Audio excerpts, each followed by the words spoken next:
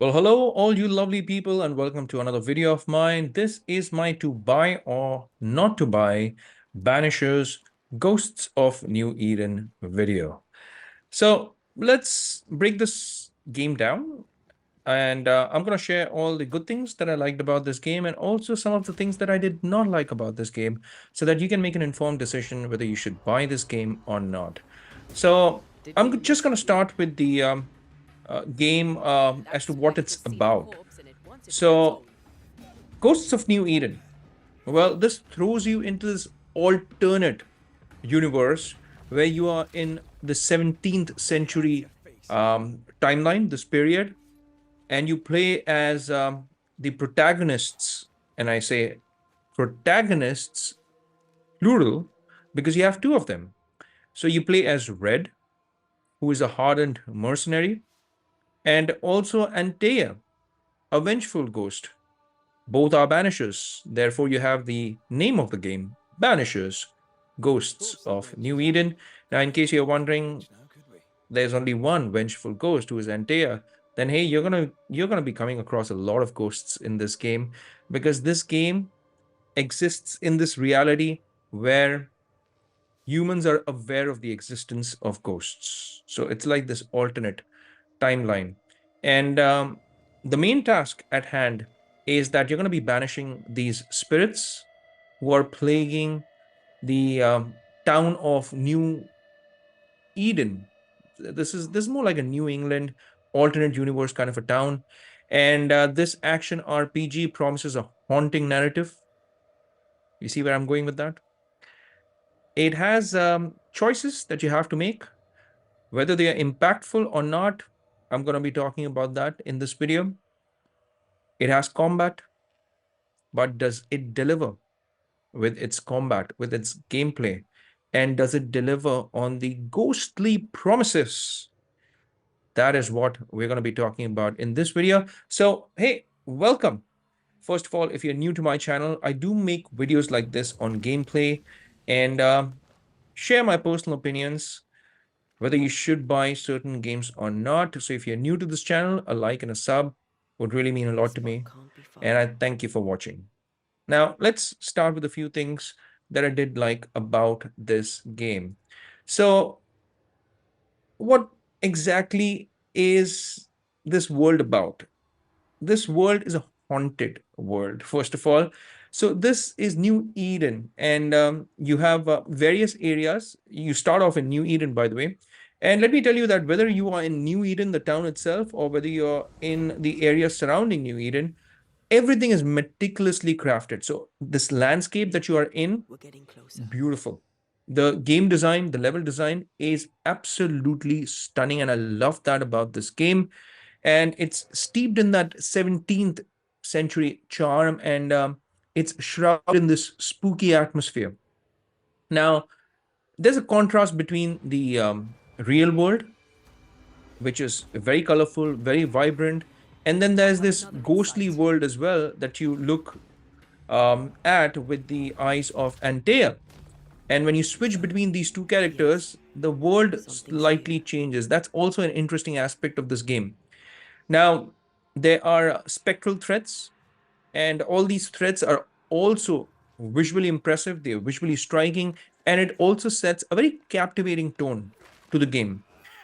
What I also liked about the game is the fact that you have not one protagonist, but two protagonists, and you can switch between them on the go, on the fly, even between the battle. So if you're in the heat of the action, you can switch between these two characters and take advantage of each of these characters' strengths. So swapping between Red's grounded perspective and Antea's spectral abilities, it offers a fresh take on you could say exploration and combat. Why on exploration? Because like I told you, when you're viewing the world from Antea's viewpoint, the world slightly changes, the color tones they change. So you're looking at the world with a new pair of eyes. And even with combat, the spectral abilities of Antea, you can do a lot more moving around. She's more fluid and dynamic, and she moves around the screen a lot more than Red, with whom you can take advantage of ranged attacks. So Red has this musket or this gun, and you can involve yourself into ranged combat with red. I mean, he also has melee moves, but I mainly used red for melee combats. I quite enjoyed it. So, two protagonists, and even the narrative, it unfolds through, you could say, this haunting tales of loss, redemption, um, suspense. There's a lot of it, mystery, and it keeps players invested in their, uh, you could say, in their characters that they have developed. And also, what happens with those characters? You will come across a lot of interesting characters, and there are a lot of mysteries that you would have to solve as well. Don't expect like a Sherlock Holmes level mystery, but what's here is very, very well written. Now, as far as choices in the game goes, I don't think they are really deep and it has a huge impact. I mean, yes, they are meaningful choices at the end of the day because uh, it does have decisions that you will have to make, which influence the narrative. It influences the character relationships, and it does add a layer of weight and consequence to your actions. But let me tell you this: the only decision that actually matters, and I'm probably spoiling a lot of things for you here. Um, maybe by even showing you this video, but keeping major spoilers aside, I'm trying to stay away from major spoilers here.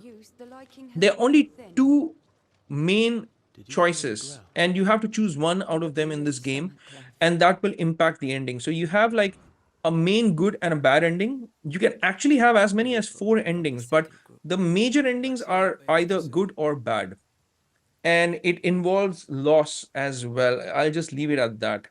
And very early on in the game, you have to make a choice which will then drive the narrative further. So, meaningful choices, yes, they are meaningful choices, but they're not very deep and impactful as one may think.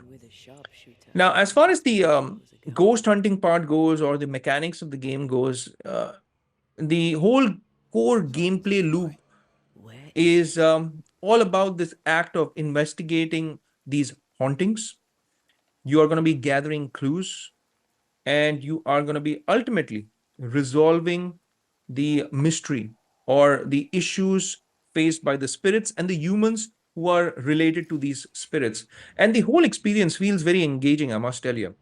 And it does offer a welcome change from a, a more traditional combat focused gameplay. That also brings me to the lowlights or the weaknesses of the game. Since I spoke about combat, the combat is repetitive.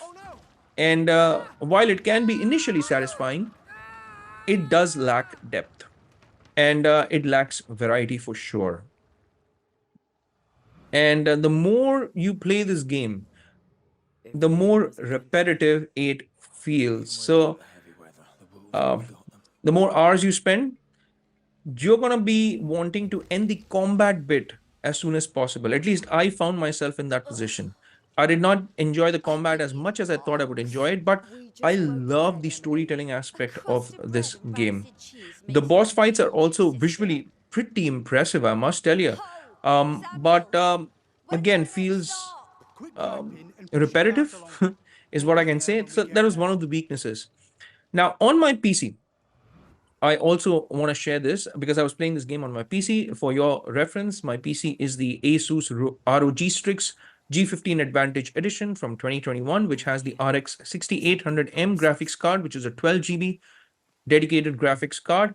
With that, I was able to play this game on 4K with low and medium settings, and I was playing this with FSR 2.2 set on performance mode.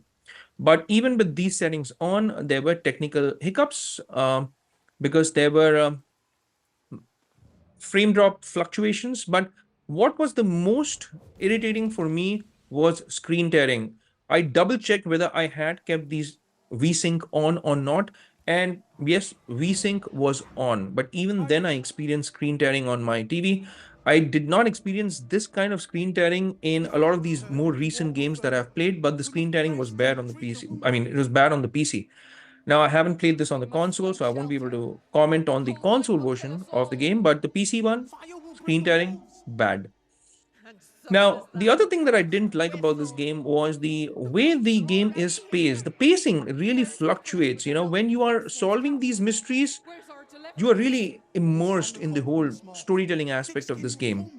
But the pacing really suffers because of the whole idea of covering a lot of ground. So there is fast travel, which is available because you have these campfires that you can lit up and then they become fast travel points.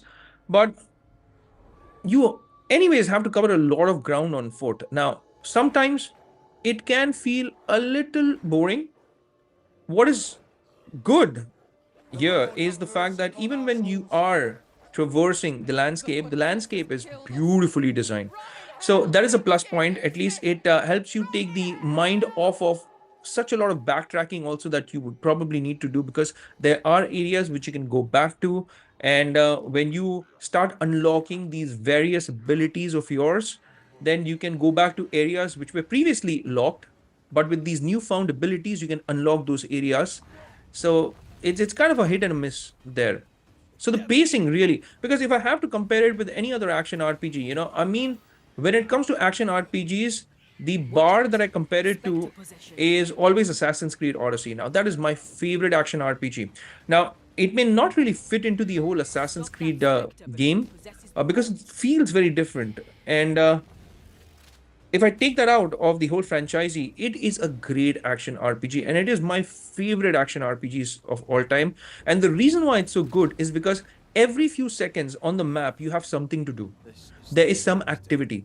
But here, in this case, there is no consistency. Now, in some areas, you would have a lot to do. And then for a long period of time, you have nothing, absolutely nothing. And you're just walking, you're traversing without anything in sight in terms of NPCs, in terms of even enemies.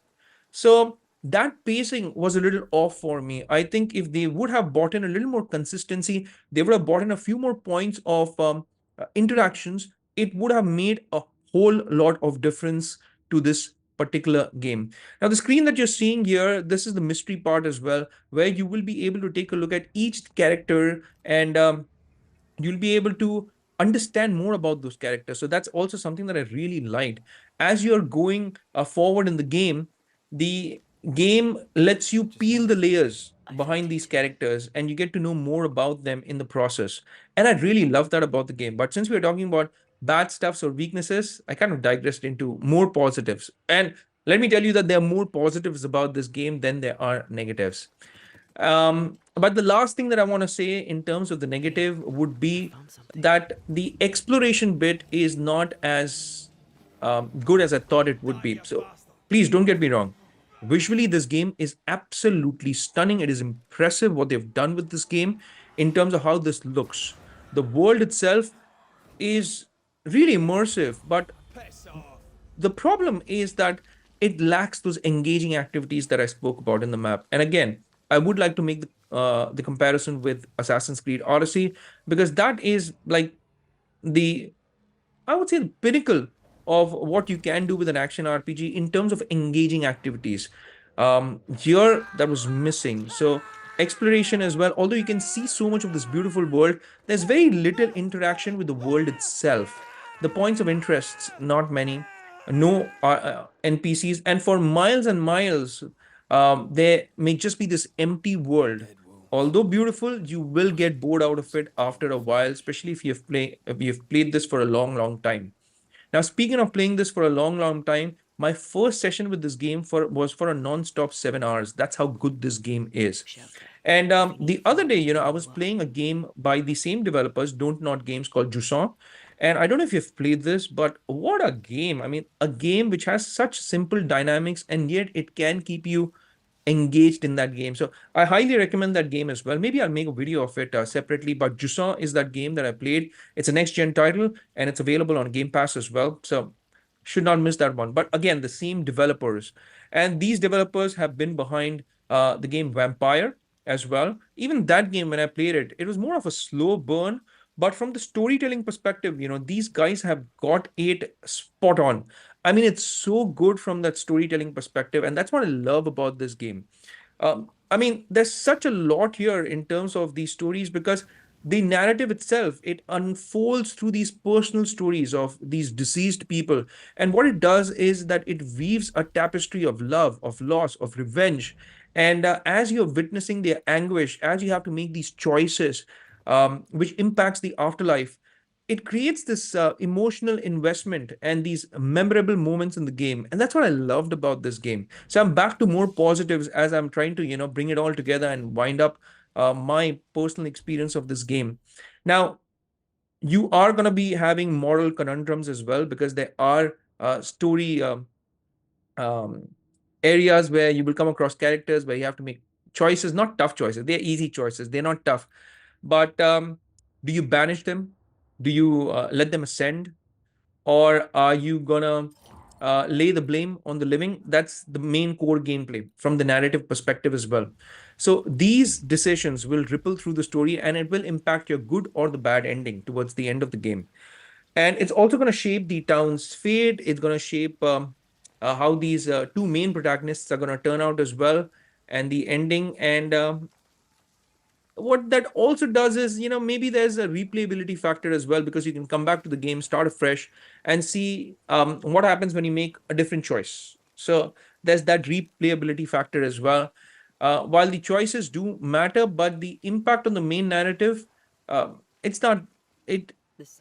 I would just say it's limited, and it leaves you yearning for more significant long-term consequences.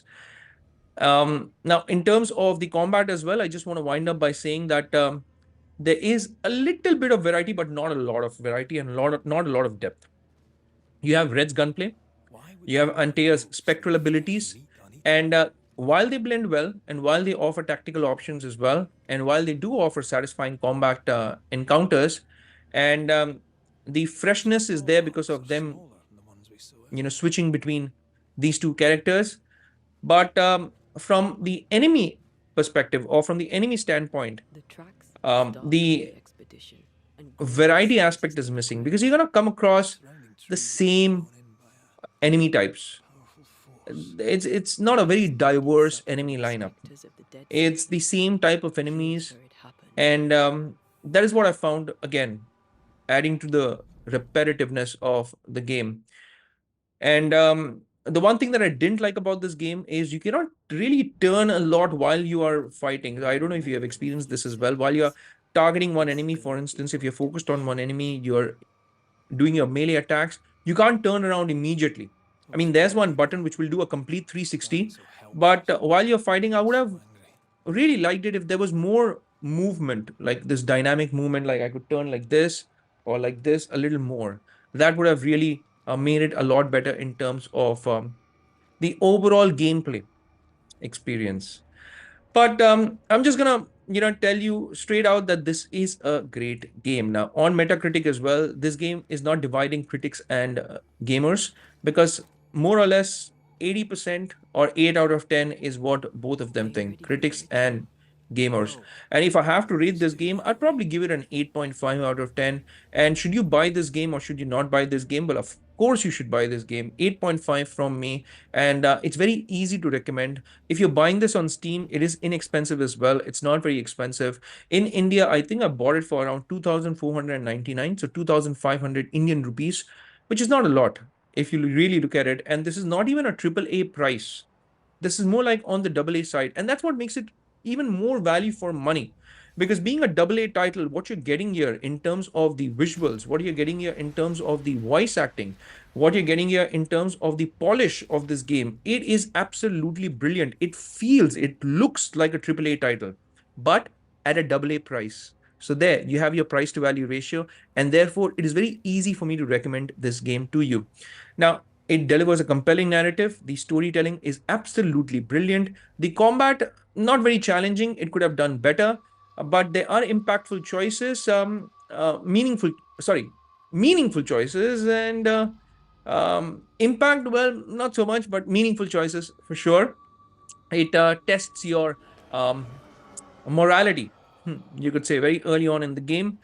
However, the enemy types, they are repetitive. The core gameplay in terms of action can get repetitive, but not from the storytelling perspective. The storytelling always keeps things fresh, is what I would say. And the mysteries that you have to solve, the moral decisions that you have to make, that is the best part about this game. The exploration is limited. You can't explore this beautiful world that they have created. And that's kind of a bummer. I would have liked to explore this world a lot more because it is quite expansive and it looks absolutely stunning. And that's why my nitpicking on the exploration bit. And overall, I would say that Banishers offers a very, very memorable journey from the storytelling aspect. And if you are into storytelling, narrative driven games, this is one of the best games that has come out in the first quarter of 2024. Again, from the storytelling aspect. And don't not, they have done a fantastic job from the narrative perspective. I think the gameplay could use a little more help, but hey, if but it's different strokes for different folks, is what I would say. So if you are craving those deeper exploration, if you are craving very heavy upscaling or abilities that you could upgrade, these deep action RPGs, then this is not the game for you. But if you want a game where there is very good storytelling, I think this is absolutely fantastic, and you are going to get your money's worth. It's a hauntingly engaging experience, is what I would say. And while there is room for improvement in terms of exploration, but the narrative really ticks off all the right boxes and very easy to recommend, especially at this price point. Let me know what you think about this game, and if you think that I've not covered on any points, then also let me know in the comment section. And if you have any questions about this game, please again hit me up in the comments, and I'll get back to you as soon as I can. Now, I do make videos like this on games, gameplay, on unboxing stuff as well related to games. So if you wanna take a look at more of my content, feel free to take a look at all the other videos that I have on my channel. And please like and subscribe the channel, and also hit that bell icon in case you want to get notified with all my latest videos. Now, with that said, it's a wrap for this one. And I'll see you lovely folks in my next video. Until that time, I'll say take care, stay safe, and may God bless you all.